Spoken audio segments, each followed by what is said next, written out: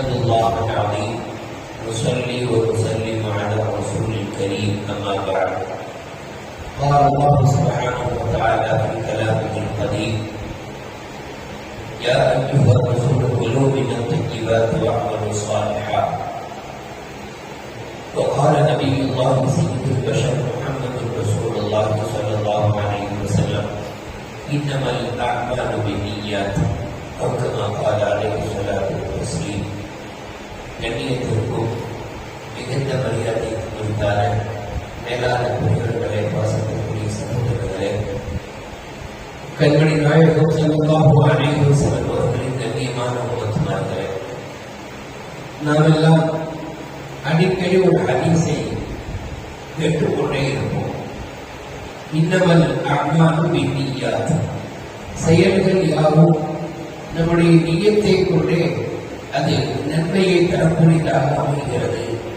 இன்னும் சொல்ல போனால் செயல்கள் யாவும் நம்முடைய நியத்தை கொண்டே அது ஒரு செயலாக உருவம் பெறுகிறது, இல்லை என்றால் அது ஒரு வீணான ஒன்றாக ஆகிவிடுகிறது என்றெல்லாம் இமாம்கள் பல கருத்துக்களில் சொல்லக்கூடிய ஒரு ஹதீஸ். இன்னமல் அஅமாலு பின்னியாத், செயல்கள் யாவும் எண்ணங்களை கொண்டே அமைகிறது. நாம் ஒரு செயலை செய்கிறோம் என்று சொன்னால் அந்த இடத்திலே அந்த செயலுக்கான எண்ணம் தூய்மையாக, சிறந்ததாக, நல்லதாக இருந்தால் அந்த செயல் சாதாரணமான ஒரு செயலாக இருந்தாலும் ரப்புடைய பார்வையில் அது வணக்கமாக, வழிபாடாக, நன்மைக்குரியதாக மாறி போகிறது. யோசித்து பாருங்கள். நாம் ஒரு குறிப்பிட்ட கட்டத்தை அடைந்ததும் சம்பாதிக்க தொடங்குகிறோம். படிப்புகள், கல்வியினுடைய தேடல்கள் இது எல்லாம் முடித்ததும் இனிமேல் நாம குடும்பத்திற்காக சம்பாதிக்க வேண்டிய சூழல், ஏன் நமக்காக வேண்டி சம்பாதிக்க வேண்டிய சூழலுக்கு நாம் ஆளாகிறோம்.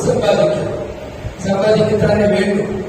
உத்தியோகம் என்பது, ஒரு வேலையில் இருப்பது என்பது நமக்கான ஒரு அழகு. புருஷனின் லட்சணம் என்பது அவர் ஒரு வேலையில் இருப்பது. இது எல்லோரும் நாம் எல்லாம் தெரிஞ்சிருக்கிறோம் இல்லையா? அதற்கு தாவூத் அலைஹிஸ்ஸலாம் அவர்கள் மிகப்பெரிய பகுதியை ஆட்சி செய்த ஒரு மன்னர். மக்களின் தேவைகளை பார்த்து பார்த்து செய்து கொடுத்தவர். எங்கே மக்களுக்கு ஏதேனும் குறைகள் இருக்குமோ என்று மக்களின் குறை தீர்ப்பதற்காக வேண்டி ராத்திரியிலே மாறுவேடம் அணிந்து மாறுவேஷம் போட்டு அப்படியே உலாவுவார்கள் ஊருக்குள்ளே. மன்னரை பற்றி என்ன ஒப்பீனியன் இருக்கிறது என்பதை அறிவதற்காக. அப்படி ஒரு நாள் வருகிற போது 2 மனிதர்கள் எதிரில் வந்தார்கள். அவரிடத்தில் தாவூத் அலைஹிஸ்ஸலாம் கேட்கிறார்கள், தாவூதின் ஆட்சி எப்படி இருக்கிறது? அவங்க நபியாக ஆக்கப்படணும். இப்போ வரைக்கும் அவங்க முன்னேறாகத்தான் இருக்கிறாங்க. இதற்கு பின்புதான் தாவூத் நபியாக ஆக்கப்பட்டாங்க. தாவூதின் ஆட்சி எப்படி இருக்கிறது? அப்ப அந்த 2 பேரும் சொன்னாங்க, ரொம்ப நீதம், நேர்மை, நல்ல மனிதன், அதிலெல்லாம் எந்த மாற்றமும் இல்லை. மக்களின் தேவைகளை அற்புதமாக நிறைவேற்றி தருகிறார். என்ன அவருக்கென ஒரு சம்பாத்தியம் இல்லாம பைத்துல் மாலில் இருந்து மக்களின் பொது வரி பணத்திலிருந்து கணக்கான செலவுகளுக்கும் எடுத்துக் கொள்கிறார். அது ஒன்றுதான் அவருக்குள்ள மைனஸ், மற்றதெல்லாம் பிளஸ் தான் அப்படின்னு அந்த 2 பேரும் போகிற போக்கில் அப்படின்னு சொல்லி தப்சீல் எழுதுறாங்க. அந்த 2 பேரும் மனிதர்கள் அல்ல, மனிதர்களின் உருவத்தில் வந்த மரங்கள். அல்லாஹ் அனுப்பி உணர்த்தலாம். உடனே என்ன செஞ்சாங்க, அவங்களுக்குன்னு ஒரு மிஹராப் இருந்துச்சு. தாவூத் அலைஹிஸ்ஸலாம் என்ற அந்த பள்ளியில தனி மிஹராப், அதற்குள்ளே இருந்து சொல்லுவாங்க. அந்த மிஹராபில் போனத தொழுதாக ரப்பிடத்தில் அழுது மன்றாடி எனக்கு ஒரு உத்தியோகத்தை நீ கற்றுக்கொடு, அதாவது எனக்கு ஒரு வருமானத்திற்கான வழியை ஏற்படுத்தும். அப்பொழுதுதான் அவர்களுக்கு இருப்பை உருக்கி அதிலிருந்து போர் கவசங்கள் செய்யக்கூடிய ஒரு கலையை கற்றுக் கொடுத்தார், ஒரு தொழிலை கற்றுக் கொடுத்தார். அன்னைக்குத்தான் உலகத்தில இரும்பு என்பது உருக்கப்பட்டது. இரும்பு அது படைக்கப்பட்டாச்சு, பூமியில இருந்துச்சு. ஆனால் தட்டையாக பலனை போல அப்படியே கிடக்கும். அதை நம்ம விருப்பத்திற்கு கம்பியாக, ஜன்னலாக, வேற ஏதேனும் ஒரு பொருளாக நம்ம அதை வளைக்கிறோமா நெளிக்கிறோமா இல்லை. அந்த வளைத்தல் நெளித்தல் என்பது முதல்ல தாவூத் அலைஹிஸ்ஸலாமுக்கு அல்லாஹ் கற்றுக்கொண்டார்.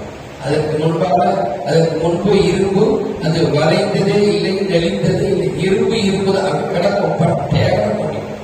நம்ம போட்டுக்கிற குழாய்கள் அந்த மாதிரி கிடக்கும். இப்ப பாருங்க, நம்ம ஜன்னலுக்கு உழைச்சிருக்கிறோம், கம்பிக்கு நம்ம உழைச்சிருக்கிறோம், பல மாதிரி தோட்டங்களே இருக்கு அப்படின்னு சொல்லியிருக்காரு. போர்க்கவசம்லாம் இருக்காங்க, அந்த யுத்த காலத்துல போடுறாங்க எல்லாத்தையும் பார்க்க இந்த அளவுக்கு ஆப்ஷன் போடுறோம். அது பாருங்க அப்படியே வசதா. இதை முதல்ல உண்டாக்குறது அவகாசம். அல்லாஹ் தஆலாவே அதை கற்றுக் கொடுத்தார். நாங்கள் தாவூத் நபிக்கு கற்றுக் கொடுத்தோம். உங்களுக்கான போர்க்கவசங்களை தயாரிக்கக்கூடிய கலையை கற்றுக் கொடுத்தோம். ஏனென்றால் அந்த போர்க்கவசம் உங்களை எதிரிகளின் வாழில் இருந்து எதிரிகளின் அன்பில் இருந்து பாதுகாக்கும். அப்போ தாவூத் அலைஹிஸ்ஸலாம் அல்லாஹ் தஆலா அந்த கலையை கற்றுக் கொடுத்தார். கற்றுக் கொடுத்துட்டு அல்லாஹ் சொல்லிட்டா நீங்க அதுவே குழப்பாக இருக்கக்கூடாதுன்னு சொல்லிட்டாங்க. அதனால அவங்க என்ன செய்வாங்க, ஜனவெல்லாம் ரொம்ப ஆசைக்கும் பேராசைக்கும் உள்ளாகி நிறைய சட்டைகள் எல்லாம் செய்ய மாட்டாங்க. 1, 2, 3 1, 2 தான். இத்தனைக்கும் அந்த இரும்பு எல்லாருடைய ஒரு பெரிய அற்புதம். அவங்க ஒன்றும் செய்ய மாட்டாங்க. அந்த இரும்பு அவங்களுக்கு முன்னால் அப்படி மாவு மாதிரி அப்படி உருகி, இதெல்லாம் ஒரு மனித அற்புதம். இரும்பு கிடக்கல, அது அப்படியே நம்ம குறைத்த மாவு பார்த்து தோசை கூட மாவு நல்லா குறைச்சி நம்ம மிக்சியில் கிரைண்டர்ல போட்டு அரைச்சி அது மாதிரி அதை எடுத்து அவங்க இந்த மாதிரி டிவடனும் பட்டனோ அல்லது வேற ஏதேனும் ரவுண்டு கட்டிங்கா ஷேப்பிங்கா எல்லாம் பண்ணணும். ஆனா 1 அல்லது 2 நம்மளால தான் என்ன செய்வோம், இப்படி அப்படியே அல்வா மாதிரி நமக்கு அந்த மாவு இந்த இரும்பு கிடைக்கிறதுக்கு நாம அவா பிடிச்சி 100 சட்டைகளை செஞ்சு ஓமாவும் பெரிய கட்டிடம் கிடைக்கும். அதாவது 1, 2 செஞ்சு அதுல வரக்கூடிய வருமானத்தில் கொஞ்சம் தனக்கு எடுத்துட்டு கொஞ்சம் சதகாரம் செலுத்துவார், தர்மங்கள் செலுத்துவார். ஆக ஹலாலானதை சம்பாதிக்க வேண்டும், ஹலாலான ஒரு சம்பாத்தியம் வேண்டும் என்பதை தாவூத் அலைஹிஸ்ஸலாம் அவர்கள் உணர்த்தி தந்தார்கள். அதற்கு ரசூலுல்லாஹி ஸல்லல்லாஹு அலைஹி வஸல்லம் சொல்வாங்க, சம்பாத்தியத்திலேயே மிக உயர்ந்த சம்பாத்தியம் என்பது தாவூத் நபியுடைய சம்பாத்தியம் தான். ஏனென்றால் அவர் தன்னுடைய கைத்தொழிலை மூலதனமாக கொண்டு அவருடைய உணவு நிறைவேற்றினார். அவர் நமக்கென ஒரு கைத்தொழில் இருக்க வேண்டும், நமக்கென ஒரு வருமானம் இருக்க வேண்டும். ஆக முதல் கட்டமாக நமக்கு நாம் இலக்கமாக ஒரு தொழில் அல்லது வேலைகள் செய்ய முடியாது.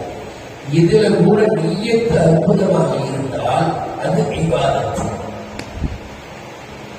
காலையில 10 மணிக்கு நம்ம போட்டு வேலைக்கு போறோம். என்ன நியத்துல போறோம்னா வேலைக்கு போறோம்.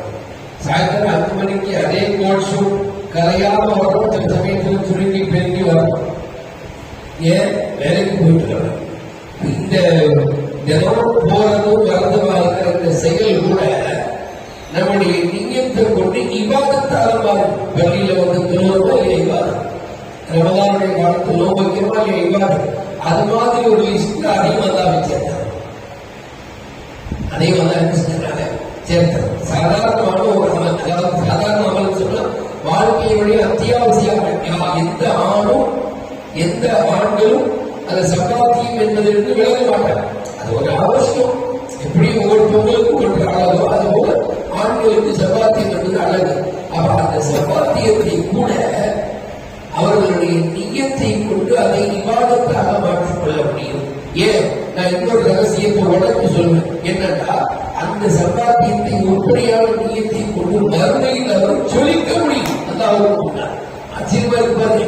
அருமையில நாம கடப்புக்கு முன்னால நெஞ்சை நிமிர்த்திக் கொண்டு சந்தோஷமாக முகமெல்லாம் பிரகாசிக்கக்கூடிய நிலையில் வருதுங்கிறது நாம நினைச்சுக்கிட்டு இருக்கோம். ஏதோ ஒரு பெரிய அமலுக்குள்ள அதெல்லாம் ஒளிஞ்சிருக்கு. அதெல்லாம் செஞ்சாக்கா மறுமையில் நம்ம அவருக்கு முன்னால பிரகாசமா அவருடைய நினைக்கிறோம். சம்பாதிக்கிற சம்பாத்தியத்தை நாம் உழைக்கிற உழைப்பை ஒரு சரியான நியத்தை கொண்டு உழைத்தால் மறுமையில் நாம் என்ன நியத்து வேணும் என்பதை நம்ம நாளைக்கு பார்ப்போம். ஆக சம்பாத்தியத்திற்கு ஒரு அற்புதமான நியத்தை செல்வாசனம் கற்றுக் கொடுத்தார். வல்ல நாயை நம்முடைய உழைப்புகளை உத்தியோகங்களை வரக்கத்தானதாக ஆக்க முடிவானாக. ஆமீன் ஆமீன் யா ரப்பல் ஆலமீன். அஸ்ஸலாமு அலைக்கும் வரஹ்மத்துல்லாஹி வபரகாத்துஹு.